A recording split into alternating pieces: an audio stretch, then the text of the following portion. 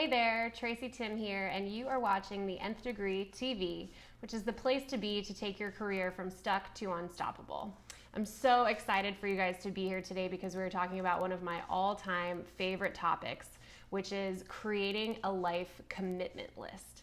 A lot of people that I work with don't really know what this is when we hop into it, so I'm going to explain it. But first, as you might recall, this month, April, we're talking about the now phase of my program, the program to take your career from stuck to unstoppable, called the Nth Degree Academy.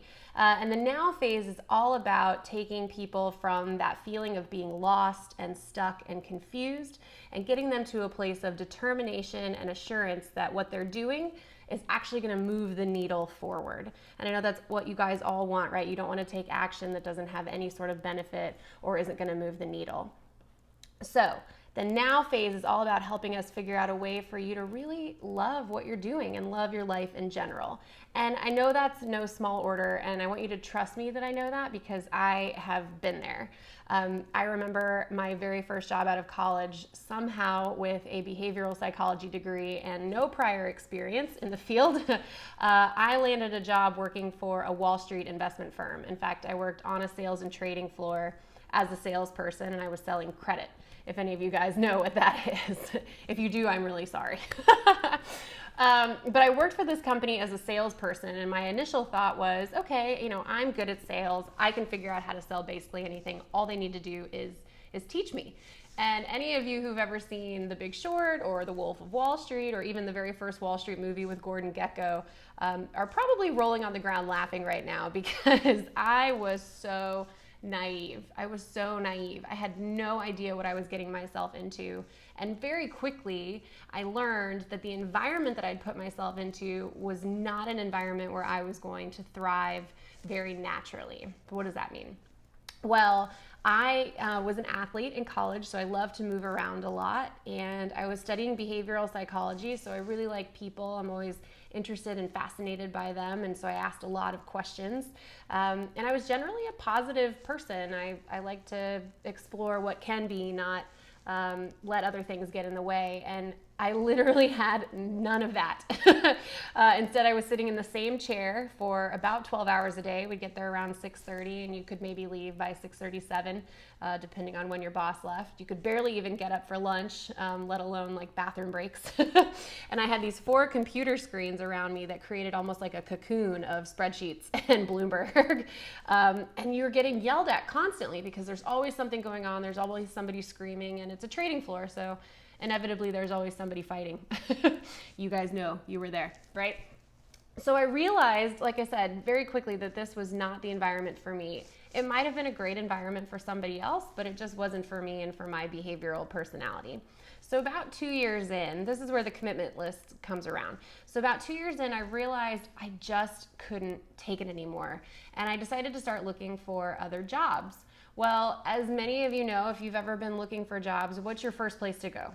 LinkedIn and job boards, right? Because you don't necessarily want to tell your friends and definitely not your coworkers that you might not want to be where you are.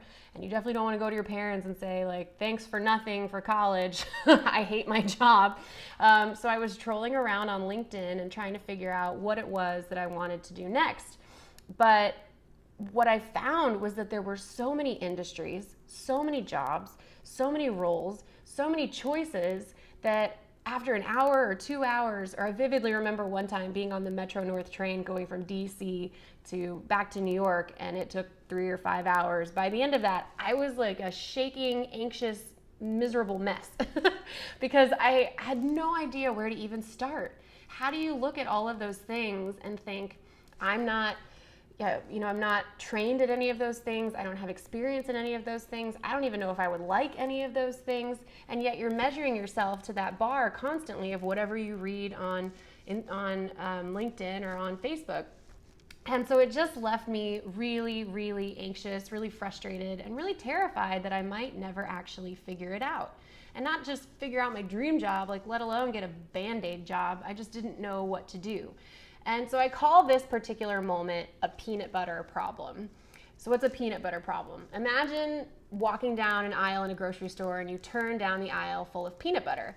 If you guys have been to like Whole Foods or Trader Joe's or anything recently, right, there's this massive wall of peanut butter, and you have no way of knowing like what makes one peanut butter better than another, or what are the merits of one peanut butter over another, right? It's just a wall of choices and no really clear way to figure out what it is that you're gonna pick. And that's how I started to feel about looking for my dream job. Was there are all these cool things out there, and I had no idea how I was gonna figure out what the right thing for me to do was. And what I found is that it's that exact feeling that's keeping a lot of my clients and the people that I work with stuck in these miserable roles, because they feel like they have to stay there because that's a known quantity. And they're so overwhelmed at making the wrong choice out in the big real world of peanut butter choices that they just don't even take the first step. They're stuck and they're terrified and they're overwhelmed with having way too many possibilities. So I created a solution for this, and I did it without really realizing I was doing it. And now I teach people how to do this more tactically. And it's called creating a list of commitments. It's very, very simple. And it's one of my favorite things to teach people because it's so simple.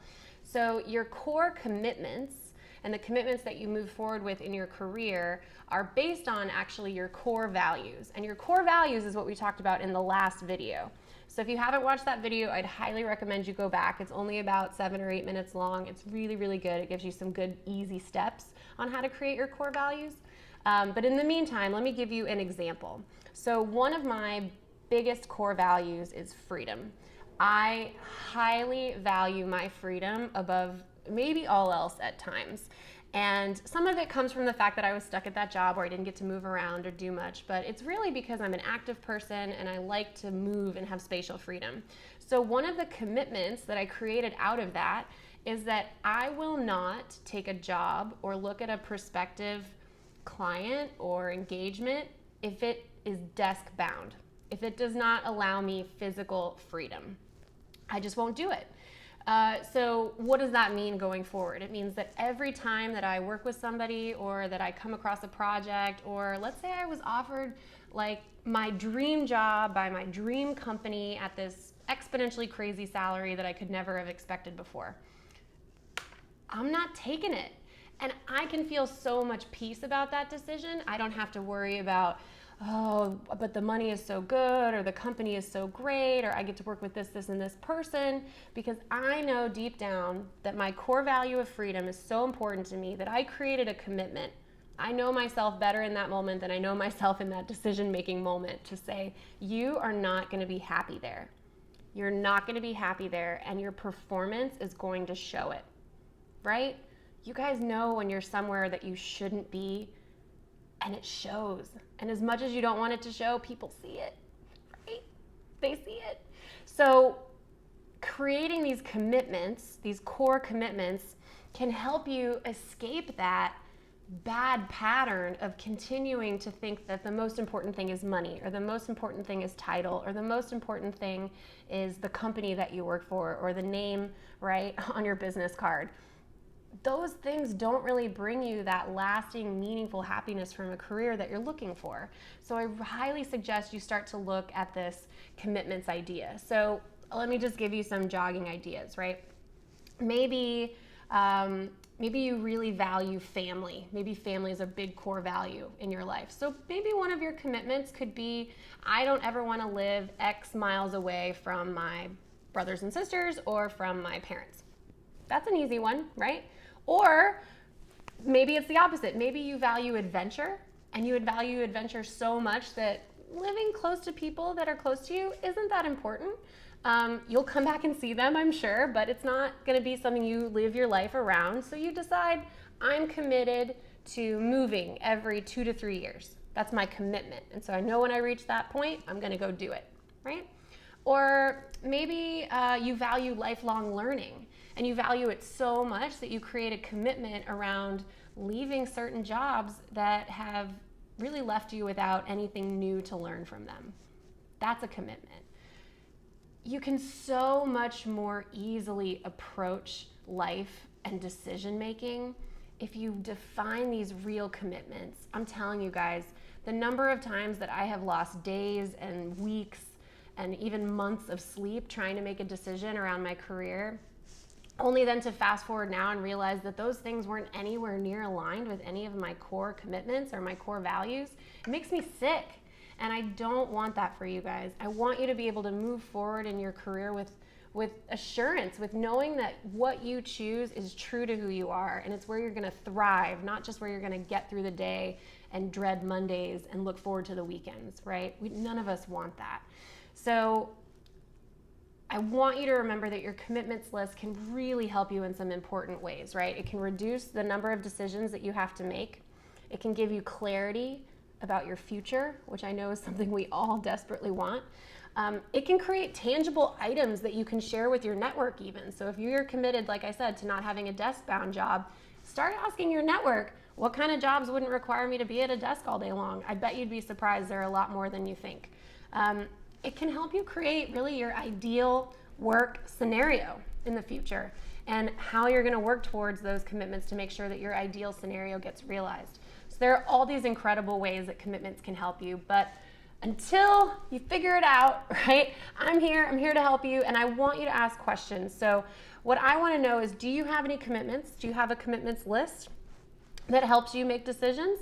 And if you don't, what's one area of your life right now where you can build a commitment around it and decide any job I take in the future, any career I have in the future, any life I have in the future is going to include this core commitment? So write that down, leave a comment at the bottom of this video, or better yet, all of the great discussions go on over at tracytim.com, so go over there, leave us a comment. I would love, love, love to hear from you guys, and I can't wait to read about your commitments. So always, as always, if you like this video, which you should because you're still watching it, please subscribe. The button below, the red button that says subscribe, you know you want to. And, if you want to get even more updates, you can go on over to tracytim.com and sign up for email updates. I will be sending out very soon some updates about my course, the Nth Degree Academy, that's coming out in September. So if you want to be one of my first VIPs to find out what's happening there, please go and sign up for email updates. So that's all I have for you guys today. I really hope that you enjoyed it. And most of all, I really hope that it was beneficial for you. I hope that these things make meaningful impact in your life. So I just want you to remember that your time is now.